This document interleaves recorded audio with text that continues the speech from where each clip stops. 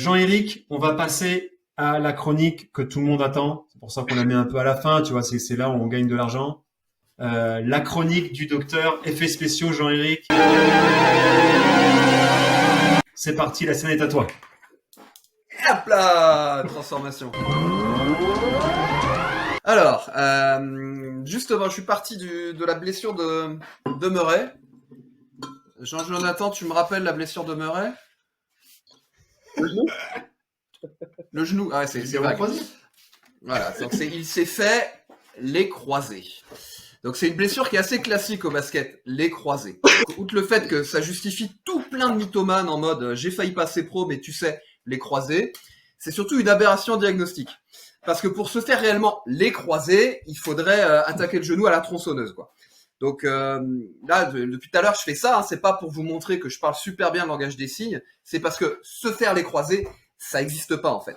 Donc anatomique, rapidement, je fais un petit rappel. Vous maîtrisez ça, donc ça va aller très vite. Le pivot central de l'articulation fémoro-tibiale, qui est une bicondylaire complexe, est naturellement peu congruente, d'où les renforts des ménisques latéralement, est constitué par deux ligaments dits ligaments croisés.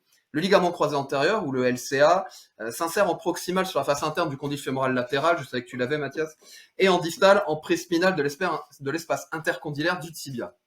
Il sert à stabiliser le genou en fin de flexion en limitant les rotations. L'autre ligament croisé, le ligament croisé postérieur, ou LCP, s'insère lui en proximal sur la partie antérolatérale du condyle médial du fémur, et en distal dans la fosse intercondylaire postérieure du tibia. Et donc vous voyez bien que sur les trajets, ils se croisent, d'où le nom de ligament croisé. C'est compliqué ce que je dis? Pas du tout. Le LCP limite le recul du tibia par rapport au fémur, c'est son rôle. Une fois qu'on a rappelé ces trucs basiques, niveau CE2, on comprend facilement qu'il y a uniquement un traumatisme à haute énergie qui permet une rupture du ligament croisé postérieur, c'est notamment les accidents de la voie publique avec un centre du tableau de bord, tandis que le LCA, le ligament croisé antérieur, lui rompt sur des mouvements en flexion varus rotation interne ou en flexion valgus rotation externe.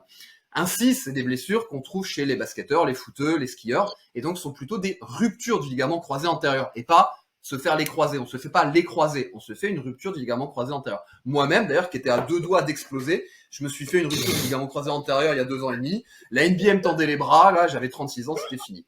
Mais rassure-toi, Jean-Jo, avec ta détente de 12 cm et tes 25 secondes au 100 mètres, la seule carrière pro que tu risquerais de rater, c'est celle de pilier de barre. Et sans croiser, tu peux encore lever le coude.